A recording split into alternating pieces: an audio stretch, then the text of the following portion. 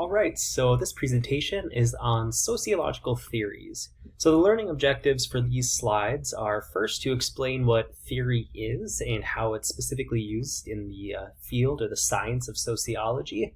And then we're also going to compare and contrast the three core sociological theories and how they explain social structures in very different ways.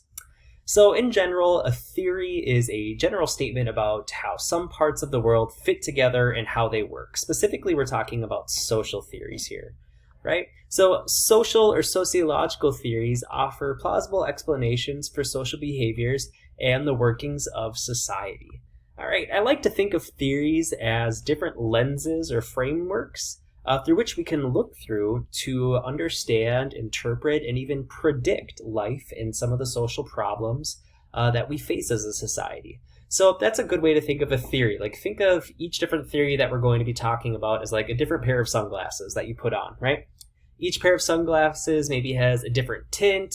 They allow you to see the outside world in a different way, and that's what theories do. They allow us to see social life and predict patterns of social life using different explanations or different justifications. So this will make more sense as we specifically take a look at the three big sociological theories that almost every introductory level sociology course offers. So here they are. The big three are structural functionalism, conflict theory, and symbolic interactionism.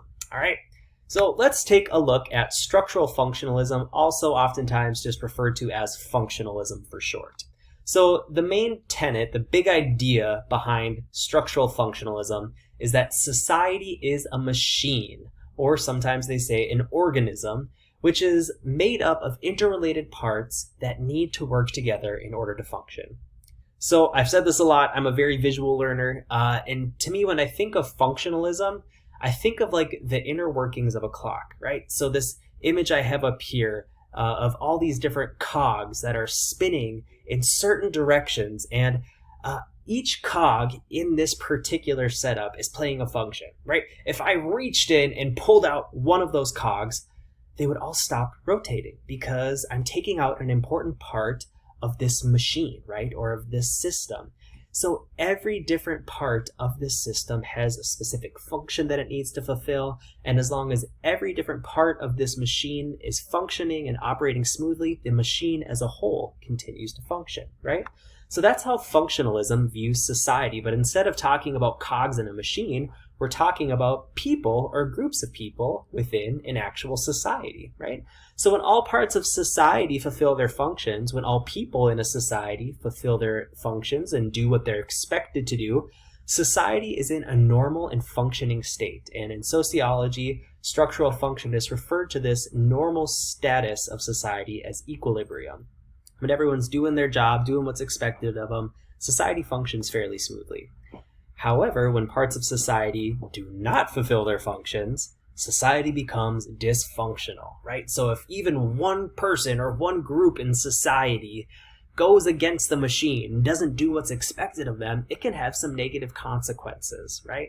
So functionalism kind of predicts that people are going to follow the norms or the beliefs that have been established within their society because it's good for them to do so. Society is functional when people do what's expected of them, when people do what they've been taught or socialized to do in their society. And if people deviate from those norms or deviate from those beliefs, functionalists argue society leaves equilibrium and becomes very dysfunctional, which is bad for everyone. So functionalism is kind of all about doing what's best for the greater good, this idea that society as a whole is a machine or an organism, and every person, every group, every structure in society has functions to fulfill, and as long as everyone is doing what's expected of them, society continues to function smoothly, right? So let's go back to the example of gender as a social structure that we were working with in the previous presentation and take a closer look at how functionalism would understand gender as a social structure. Well, functionalism would argue that the social structure of gender is beneficial for society as a whole because it provides a really clear distribution of labor that helps society function, right? So if we have this widely held belief or value system in our society that men belong in the paid workforce, women belong in the home, It was essentially a pretty simple way to functionally ensure that every member of the family is going to be taken care of, right? This idea that men should be in the workforce and women should be maintaining the home ensures that families get all of their needs met, right? You got someone in the family that's going out and making the money so you can pay your bills, buy food and clothes, etc. And you got someone else that's staying at home, raising the kids, teaching them how to become productive members of the society, cooking the meals, doing the cleaning, etc., right? So from a functionalist perspective, gender is functional for society because it provides this kind of stabilized order. It tells people how they are supposed to behave based off of one given trait, in this case, gender. And that division of labor, the division of behaviors that people are supposed to follow based off of the gender that they're assigned, really helps society as a whole, right? Because if we had both parents in the workforce, who would stay at home and take care of the kids? If we had both parents stay at home taking care of the kids, who would go out and get money to buy the things that you need, the necessities for life? So again, functionalism, all about thinking about how social structures operate in our society to provide stable, predictable patterns of human behavior that are good and necessary for society as a whole to operate smoothly. Right. Some critiques of structural functionalism that you maybe have been questioning as I've been talking about it here. The theory focuses so much on how societies strive to maintain social order that it doesn't effectively explain how social change occurs. Right? Functionalism is all about just maintaining the status quo in society. You could think of the saying, if it's not broken, don't fix it, right? So functionalism says we have these social structures in place. We've been able to survive as a civilization for so many years. Don't rock the boat, just follow the social structures. It doesn't really talk or effectively discuss how and why we as humans engage in so many efforts of social change. So along those lines, structural functionalism also kind of downplays the abilities of individuals, especially individuals that are interested in producing change, right? Structural functionalism doesn't really do a good job explaining to us how and why, for example, women were able to mobilize and gain the right to vote or to gain the right to enter the workforce. Functionalism doesn't really do a good job acknowledging the existence of social change, which is definitely a very important part of our society, especially in this class as we talk about social problems and oftentimes needing to socially reconstruct structures in our society, such as gender. All right. So let's move on now to the next main sociological theory, which is conflict theory. So my visual when I'm thinking of conflict theory is like a tug of war. All right. Now, if you would just see a group of people playing tug of war and you'd have one person on one side of the rope up against four people on the other side of the rope, you might easily think, wow, that one person is going to get their ass kicked, right? Those four people are going to pull him down right away. But this visual right here, it looks like this one red person on the left side is doing a pretty good job of maintaining this tug of war, right? He's just as strong as these four people on the right. So how does that really make sense? Well, from a conflict theorist perspective, they understand that society is built on differences in power. And oftentimes, conflict theorists focus on how power gets distributed differently amongst groups. In almost every social structure, whether it's gender, race, socioeconomic status, the workforce, government, religion, whatever social structure we look at, some group of people in that social structure is going to have more power and other groups are going to have less, right? So in this particular visual aid here of tug of war, this little red dude obviously has just as much, if not more power than the four people on the right. And this is a pretty accurate representation about how power and access to resources gets distributed in our society today. So when we're talking about power in terms of conflict theory and sociology, we're not just talking about physical power, although that can play a component. But most often we're discussing power as the ability of an individual or a group of individuals to get their way or to get what they want despite facing resistance from other people, right?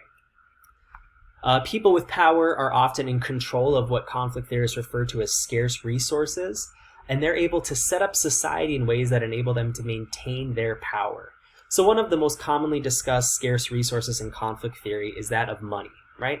So another way to rephrase this is saying that according to conflict theory, people that have money have power in our society because they have access to that scarce resource, right? There's not an ever-flowing amount of money, right? It's not like if I need more money, I can just easily go out and get it. You have to work hard for it, and some people have more access to it than others. So from a conflict theorist perspective, if you have a lot of money, you have access to power because of that, and therefore you're able to build society. You're able to play a dominant role in socially constructing the structures in a society to ensure that you get to maintain your power and keep having more money than other people, right? So for example, things like race play a really important factor in determining whether or not you have access to power in our society. The United States is a country that was built on the premise of racism. It was built on the premise of slavery that suggested that white people were inherently more worthy and should have more power than people of color, right? The same thing goes with gender. We also live in a society that was built on patriarchy that instills the value that men have more power and should have more access to resources than women. Things like education also play a very important role in terms of access to power. The higher educated you are in society, the more access you have to higher paying jobs, which obviously can afford you greater paychecks, more salaries, and again, money, the most important scarce resource that conflict theorists talk about, plays a huge factor in determining your ability to achieve any form of upward social mobility in society, right? So it all comes down to access to money, access to power, who has power and who doesn't from a conflict theorist perspective. So again, framing conflict theory, this time looking at gender as a social structure through a conflict theory lens. Conflict theory suggests that people with power are able to create, or as we would say in sociology, socially construct the social structures within their society. So since people with power want to maintain their power, they often construct structures that serve this purpose, right? The differences in power that are maintained by social structures result in these systems of inequality.